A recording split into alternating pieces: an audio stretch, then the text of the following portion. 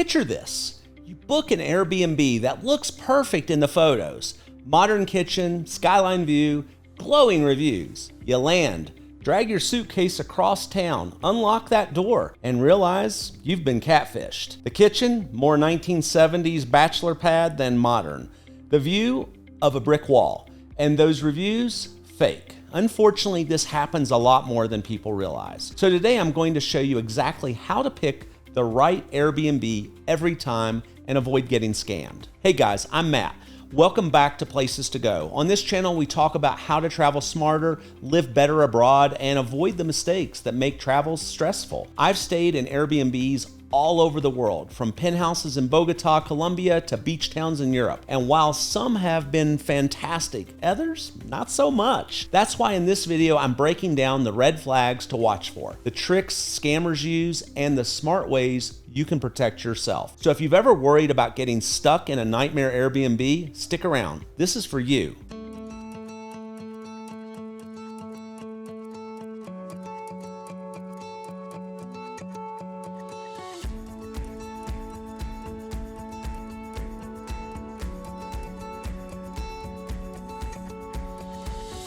Here's the thing, Airbnb started as a great idea. Stay in a local's home, save money, and get a more authentic experience than a hotel. And a lot of the time, it still works that way. But in recent years, Airbnb has also become a magnet for scams, misleading listings, and plain old bad experiences. Some hosts use stock photos that look nothing like the property. Others pad their listings with fake reviews or even swap you into a different apartment after you book, a classic bait and switch. And in some cases, people have shown up to find the place doesn't even exist. On top of that, Airbnb's grown so much that prices aren't always cheaper anymore. And customer service doesn't always have your back, which means if you don't know what to look out for, you can easily get burned and lose a lot of money in the process. That's why it's so important to know how to spot the red flags, verify the good listings, and protect yourself before you book. All right, let's talk red flags. The things that should make you hit pause before booking. The first is stock photos. If the photos look like they were pulled from a magazine or a hotel website, that's a problem. Real homes usually have quirks. Maybe the couch is a little off center, or there's a toaster on the counter. If it looks too perfect and totally impersonal, it might not even be the place you're booked. Second is no reviews or brand new hosts. Everybody has to start somewhere. But if you're booking in a big city and the listing has 0 reviews, be cautious, especially if the profile was just created a few weeks ago. Third is prices too good to be true. A luxury 2-bedroom penthouse in Paris for $40 a night? Come on. If the price feels way below the market, there's usually a catch, and it's not a good one. And then fourth, you have vague or copy-paste descriptions. If the description reads like it was written by ChatGPT circa 2018, before ChatGPT existed, with no real details about the space or neighborhood, that's a red flag. Real hosts usually talk about specifics: 5-minute walk to the metro, fast Wi-Fi, grocery store across the street. And then fifth, you have off-platform communication. If a host ever asks you to message them outside of Airbnb, pay by wire transfer, or book direct, run the other way. Once you leave Airbnb's system, you lose all of Airbnb's protection. Spotting just one of these might not be a deal breaker, but 2 or 3 together, that's a scam cocktail, and you don't want to be the one drinking it. Next up, how to verify a good listing. So now that you know what not to book, let's talk about the green flags, the signs of a solid Airbnb. First is consistent reviews over time. Look for listings that have reviews spread out across months or years.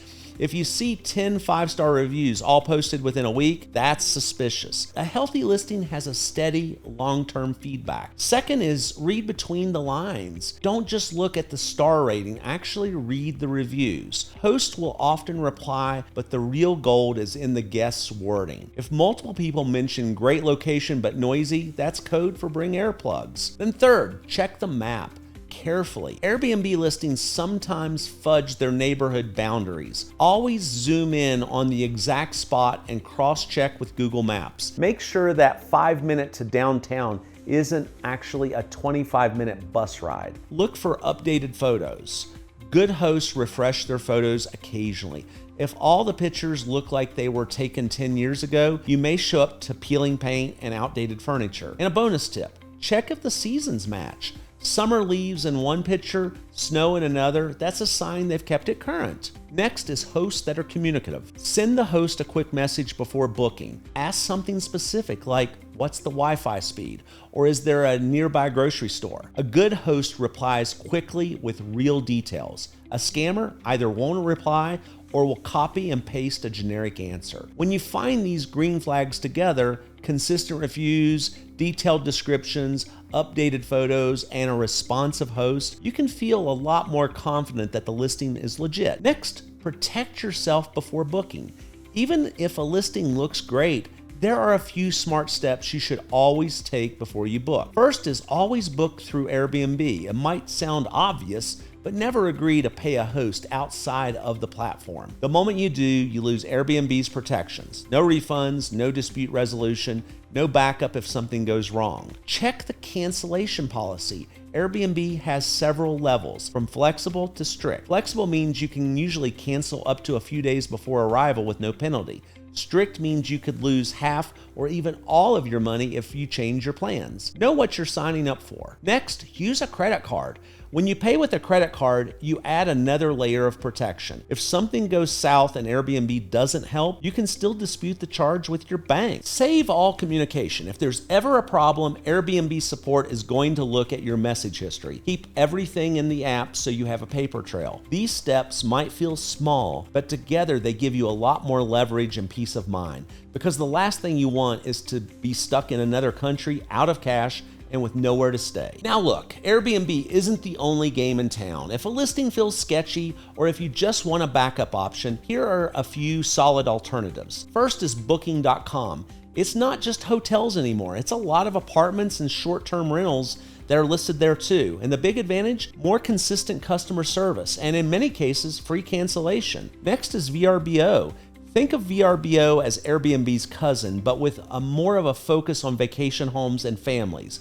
If you want the entire place to yourself, VRBO often has clearer policies and fewer surprise roommates. Trusted house sitters. This one's different. You stay for free, but you watch someone's pets or home while they're away. It's perfect for slow travelers who want to save money and don't mind a little responsibility. Then you have long-term rentals. If you're staying somewhere for a month or more, check local Facebook groups or expat forums. You'll often find apartments directly from landlords with lower prices and less markup than Airbnb. And then there's just hotels. Here's the twist. Sometimes hotels are actually cheaper, especially in Southeast Asia or parts of Europe. You can get a clean hotel room with breakfast included for less than an Airbnb. Plus, you get front desk support if something goes wrong. The point is, Airbnb is convenient, but it's not your only option. Knowing these alternatives gives you flexibility, and flexibility is the best scam protection of all. So let's recap. Picking the right Airbnb comes down to three things. Spot the red flags, stock photos, no reviews, too good to be true prices, and any host trying to take you off platform. Verify the green flags. Consistent reviews, updated photos, responsive hosts, and realistic pricing.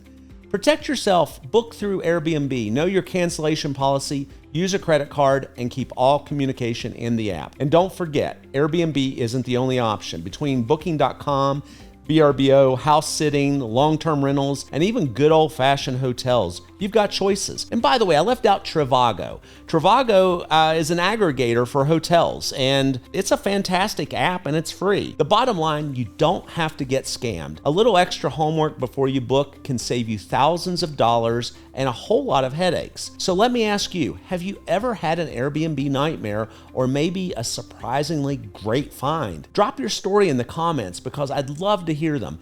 And I'm sure that the other travelers would too. And if you found this video helpful, hit that subscribe and like button. It really helps out a small channel like ours. And we also have a free email newsletter called The Passport that basically talks about traveling abroad, living abroad, and how to make passive income. It's free and the link is in the description. I'm Matt, this is Places to Go. Thanks so much for watching and I'll see you in the next adventure. Take care.